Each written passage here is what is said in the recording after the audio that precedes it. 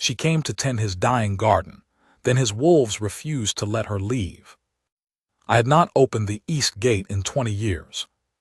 Not since the last Luna candidate my council brought me walked through it with her handmaidens and her ambitions, and my wolf, who had not spoken to me in the full, feeling way a wolf speaks to his king since I was 19, simply turned his back on her inside my chest and went quiet.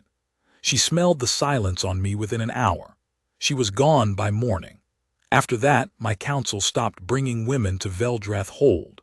They stopped asking about the garden, too. You learn, when you serve a king whose wolf has gone to stone, not to mention certain things at table. The garden was my mother's. She had planted it the year she and my father first understood what they were to each other, the year the bond came in like a tide they had not known they were waiting for. She tended it until she died, and the day after her funeral the first vine began to brown. By the second winter it was skeletal. By the third, the wolves would not go near the east wing at all. I told myself it was grief. I told myself a great many things in those years, and I was wrong about all of them. What I was not wrong about, I had no Luna. 20 years of my wolf turned inward, present enough to keep me sane, absent enough that I had forgotten what it felt like to have him want something. Veldrath prospered. My lords respected me. My borders held. A kingdom does not require a king to be alive in every part of himself. I had learned to be grateful for the parts that still functioned. It was my head steward, Orm, who brought her to me. He came with a written account, a half-page, no formal introduction, just the facts as he'd gathered them. A root healer working the border villages, no pack affiliation, no wolf mark, no family name anyone could trace to a named bloodline.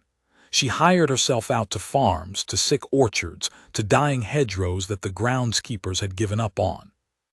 3 villages had written letters, unprompted, attesting that she had brought things back that they had been assured were beyond saving.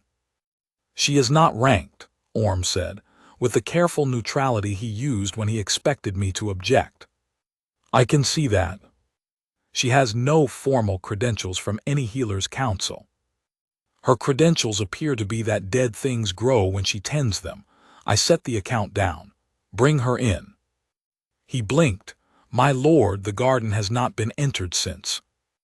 I know when the garden was last entered, Orm. I was not sharp with him. He did not deserve it, but the flatness in my voice was enough. Bring her in. Pay her whatever she asks. Tell her she has 6 weeks, and no one is to interfere with her work. And if she asks about the history of the garden, tell her what is true. It has not bloomed in 20 years, and we do not know why. That last part was a lie, of course. I knew why. I had simply decided that she did not need to carry that weight into a dying space. She arrived on a Thursday in early spring, when the frost had not yet fully decided to release its hold on the ground. I watched from the window of my study, high enough that she could not know she was observed, far enough that I could pretend the observation was administrative. She came through the main gate on foot, which surprised me. Most people hired to Veldrath Hold came by cart or horseback, because the hold sat on a long rise and the walk from the village was an honest hour in good weather. She carried a worn leather satchel on one shoulder and a bundle of wrapped tools on the other, and she moved the way people move when they are comfortable in their own bodies, unhurried, not slow, just entirely certain of the ground beneath each foot. She was small. That was the first thing I noticed, which told me nothing. She wore a plain traveling dress in a dull moss green, and her hair was loose to her shoulders, which was unusual. Women of standing in this region kept their hair dressed. She did not look like a woman of standing. She looked like someone for whom the concept of standing had simply never been the most interesting thing in any room. Orm met her at the inner gate. I watched him gesture toward the east wing. I watched her turn and look at the sealed garden door, the great oak andiron door that had not been opened in 2 decades, and I watched her be still for a long moment. Not hesitant. Still. The way a person is still when they are listening to something others cannot hear. Then she nodded once, adjusted the strap on her satchel and walked toward it. I did not go down to introduce myself. I told myself it was because I did not want to complicate her first impression of the work with the weight of who I was. That was partially true. The rest of the truth was something I was not yet willing to name. The first wolf appeared on her second morning. I was told about it, not by Orm but by my head of the wolf guard, a man named Kale who had served me for 16 years and who understood that in Veldrath Hold certain things that seemed impossible were simply the truth being inconvenient. He came to me after breakfast, calm, as if delivering information about grain stores. One of the Eastern Corridor wolves was found in the garden this morning, my lord. I set down my cup. The East Garden. Yes, he was lying near the south wall where the woman Senna was working. She did not seem alarmed by his presence. She was speaking to him. Speaking to him. Quietly, I could not hear the words. He appeared to be listening. I looked at Kale for a moment. The Eastern Corridor wolves were not pets. They were bonded war wolves, pack-trained from pups, utterly uninterested in human company beyond the men they had chosen. They tolerated the rest of us. They had not set foot in the East Wing for 19 years. And when she left the garden for midday meal, he followed her to the gate. Then he sat down and waited. I excused Kale and sat with that information for a while. On the third morning, 3 wolves were in the garden. By the end of the first week, Kale had stopped counting. I want to say I went down to speak with her because I was curious about her methods. I want to say it was a reasonable administrative visit, the king checking on a contracted worker's progress. I went down on the 9th day because I could not sleep, and at 3 in the morning, standing at my window in the dark, I had seen a light in the East Garden and felt something move in my chest that had not moved in so long I had forgot it had that particular motion in it. The garden gate opened silently. Orm had oiled the hinges at my request, though he had done it without comment, and I was grateful for that silence. The path inside was overgrown. I had known it would be, but not as overgrown as I had expected. In 9 days she had cleared the main walkway, pulled the strangling growth from the oldest rose stock along the south wall, and uncovered the flagstones that my mother had laid by hand the year she and my father were bonded. I had not seen those stones in 15 years. I stood on them now and felt the cold of them through my boots and understood, with the strange clarity that comes at 3 in the morning, that I had been avoiding this for a long time. She was kneeling at the base of the great wisteria that ran along the north wall, dead for a decade, or so the groundskeepers had assessed, and she had a small lamp set on a flat stone beside her. She was working with a narrow grafting tool, very quietly, and she did not hear me approach because she was talking very softly to the vine. I stopped. I did not want to interrupt something that looked like a private conversation. "You're not dead," she was saying. "I know they told you that you were. Things get told they're finished before they are and they start to believe it, but there is still water in you. I can feel it." She pressed her palm flat against the bark. "You just stop trying, that's different." My wolf stirred. Not the half-life stir I had grown accustomed to, the dim, automatic awareness, the distant flicker that told me he was present enough to function. This was different. This was the sensation of something very large turning over in deep water, a movement with weight and intention behind it, and I put my hand flat against the gate post because my balance went briefly strange. She heard that. She turned with her lamp in one hand, and in the flickering light I watched her face move through surprise to recognition. She knew who I was from Orm's introduction, though we had not spoken, to a composed, unhurried calm that most people cannot achieve when an alpha king appears in the dark behind them without warning. "My lord," she said. She did not scramble to her feet. She sat back on her heels and looked at me with the same quality of attention she had been giving the vine, which was both the most unusual and the most comfortable thing anyone had done in my presence in years. "I couldn't sleep," I said, because it was true, and because there was no version of this that benefited from pretense. The wisteria will live, she said. If you wanted to know, it will take another month before it shows anything, but it will live. How do you know? She held up her palm, the one she had pressed to the bark. In the lamplight I could see a faint green stain. Living wood leaves a mark, she said. Dead wood doesn't. People tell you something is beyond saving when what they mean is they've stopped looking. I looked at her for a moment. She did not look away, which most people did, not from disrespect but from the particular discomfort of sustained eye contact with someone who holds authority over their livelihood. She simply looked at me steadily, with the expression of someone who has decided that seeing clearly is the most useful thing she can do. What is your name? I said. Your first name. Senna. Do you have a wolf? It was not a question I would normally ask. It had no bearing on her work, and in Veldrath Hold I was careful about the sensitivity of rank, but it came out of me before I had fully decided to ask it. She shook her head. No embarrassment, no apology, just the fact of it. I have no wolf, I never have. It's all right, I've had other things. Like this, I said, gesturing at the garden around us. Like this, she looked back at the wisteria, things that needed someone patient enough to listen. I stayed in the garden another hour that night. We did not talk the entire time.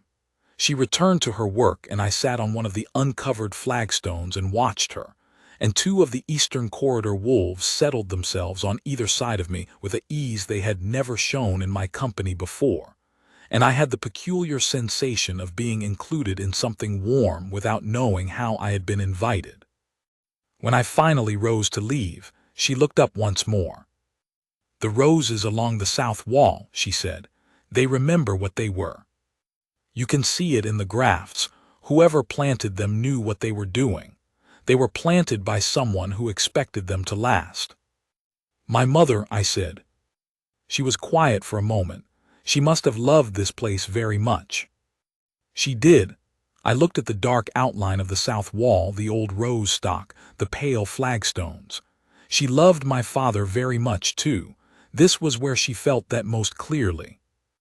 Senna looked at me with a kind of gentleness that was not pity. I have spent 20 years learning the difference between gentleness and pity, because people give them the same face but they are nothing alike. This was the clean kind, the kind that does not require you to be wounded. Then she planted well, Senna said. Things grown with that sort of intention take root differently. I went back to the hold. I did not sleep for another 2 hours, but it was a different kind of not sleeping than before, lighter somehow, as though something that had been sealed had been, without my noticing, very carefully opened. In the 3rd week, Kale came to me again. The wolves have begun bringing her things, he said, with the same administrative composure he had applied to every development, which I was beginning to find quietly magnificent.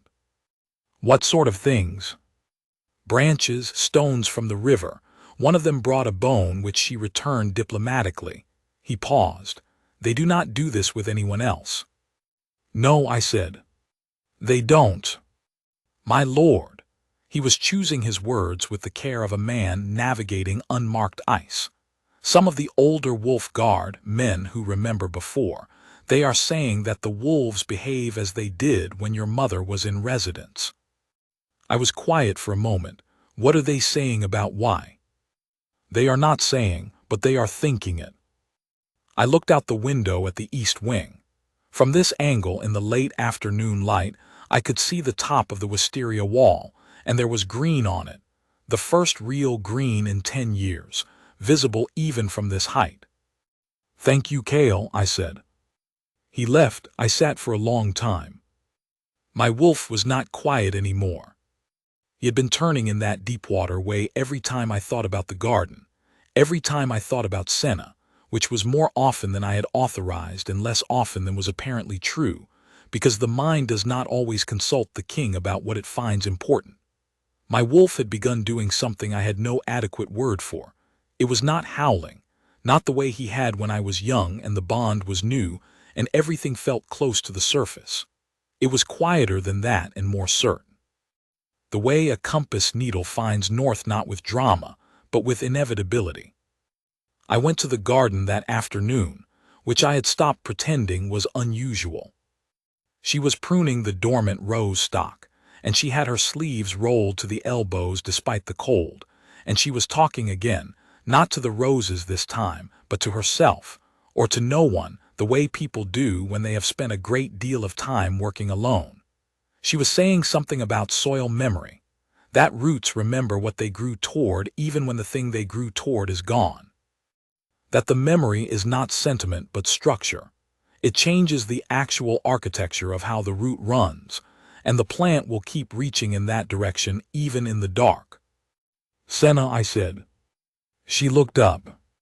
I need to ask you something, and I want you to answer me honestly.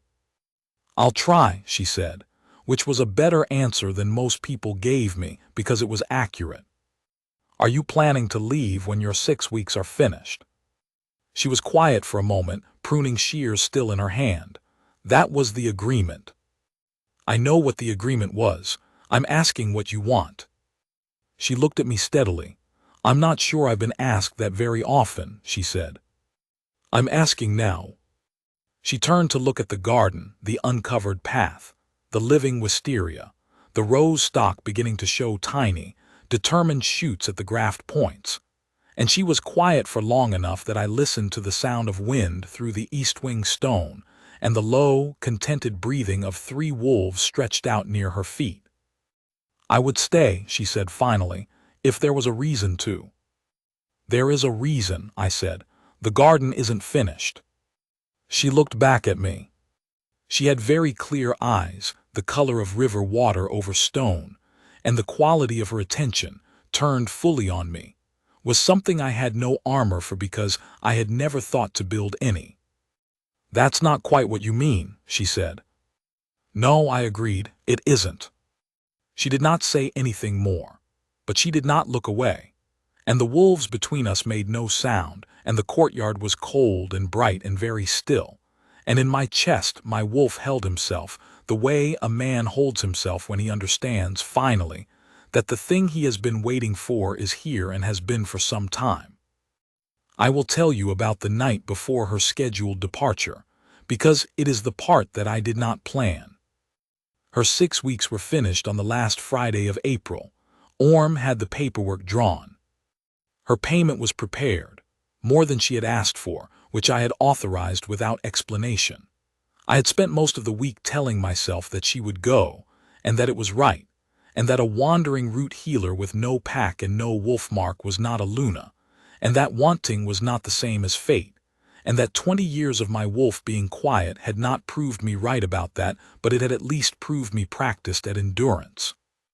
My wolf was not interested in any of that. He had been pressing against my ribs since Tuesday. Not aggressively, he had not turned aggressive in my memory, not toward me, but with the patient, implacable insistence of something that knows what it knows and is done being reasonable about it. Every time I thought about Senna loading her satchel, something in my chest did the particular opposite of settling. I went to the garden at midnight. She was still there, which I had half known she would be. She was sitting on the flagstones near the south wall, her back against the old stone, and the wisteria above her was.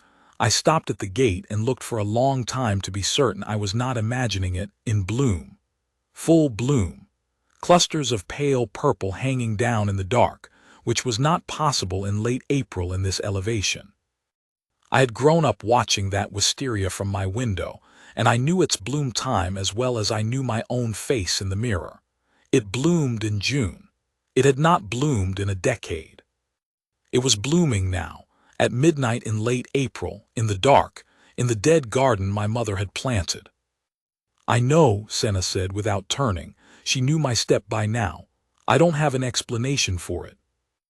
I came through the gate and stood in the garden and looked at the wisteria for a long time, and then I looked at her, and I was done pretending that what I felt was something I could administer my way around. Don't go tomorrow, I said. She turned then. The lamplight was in her eyes, and she looked at me with that steady, clear attention that I had been failing to prepare for since the first night. "Aldrin," she said, and it was the first time she had said my name without the title, and I felt it settle into the room in my chest where my wolf lived like something that had been looking for the right door. "Stay," I said. "Not for the garden, for—" I stopped. I tried to find the right word and could not, and then I understood that there was not a word, or rather that the word was older than language, embedded in whatever it is that makes a wolf turn toward a particular person out of all the people in the world and say, without any ambiguity, "There. Stay, because my wolf has not spoken to me like this in 20 years. Stay, because the wisteria is blooming in April, and the wolves will not leave your side, and because I am a king who has been very good at endurance and very poor at hope, and something about you makes the distinction feel urgent." I looked at her. "Stay, because I am asking you to." She looked at me for a long time in the way she looked at things. She was trying to understand from the inside, like the wisteria, like the soil, like the living core of something that had been told it was finished. "What would it mean?" she said quietly. "For me to stay? I have no pack, I have no wolf, I am not ranked anywhere." "None of that is what I'm asking you to stay as." "Then what are you asking?" "I think you know." She was quiet. A wolf settled behind her, very large, very warm, and put his head on the flagstone near her knee. Another one came through the gate and lay down beside the first. They were not my wolves, not the ones chosen to me. They were the pack wolves, the ones who answered to no single bond, the ones who had lived in Veldrath Hold for generations, and who did not make these choices lightly. "I don't know what I am to you," she said. "Yes, you do," I said gently. "You've known since the wisteria." She looked at the wisteria above her. The blooms were extraordinary, heavy with that specific sweetness, faintly purple in the lamplight, the smell of them filling the garden the way they had filled it when I was a boy and my mother was alive, and the world felt made of something abundant. Senna looked at them, and then she looked at me and she said, very quietly, "I was going to leave. I had decided." "I know. I don't have anything to offer a king." "You brought a dead garden back to life," I said. "You brought my wolves back to the East Wing for the first time in 20 years. You are talking about the woman who does that, and you are telling me she has nothing to offer." I came and sat down on the flagstones near her, which was not a thing kings generally did at midnight, but I was finished being general. "Whatever you are, Senna, you are mine, and I am asking you, not commanding, to let me be yours." She looked at her own hand, resting on the stone, and then she turned her palm up. And the mark came in. I felt it before I saw it, a warmth that ran from the base of my wrist to the center of my palm, the kind of warmth that is not heat but something older than heat, the physical fact of a claim that has been waiting for a long time to be acknowledged. I looked down at my wrist. The mate mark, the Veldrath lines mark, the mark that had not appeared in 20 years was there, silver gold in the lamplight, and when I looked at Senna's upturned palm, the same mark was there, mirrored. She was looking at it with an expression I had not seen on her before, something beneath the calm, something that was wonder without defense. "Oh," she said softly. "Yes," I said. She looked up at me. "I really was going to leave." "I know, so was the wisteria." I looked at the blooms above us. "Things get told they're finished before they are." She laughed. It was a small sound, surprised out of her, and it undid something in me that I had not known was still wound tight. I raised my marked wrist and she raised hers, and when the marks touched, just the wrists, just that, the wolves around us lifted their heads all at once and made a sound I had not heard in 2 decades. The low, harmonic, collective sound a pack makes when something is confirmed that has been uncertain, when the question the world has been holding resolves itself into an answer. We sat in my mother's garden until dawn, and the wisteria bloomed above us, and I held her hand with the ease of someone who has finally stopped being careful, and she leaned her shoulder against mine with the ease of someone who has always known what growing toward warmth feels like. I want to tell you about the morning, because the morning mattered. I had told Orm the night before. A brief message passed under his door at an unusual hour which he would understand, that the court was to assemble in the great hall at the 8th hour. I gave no reason. He did not ask for one. Kale received a similar message. Senna was with me when we entered the hall, which I had arranged deliberately.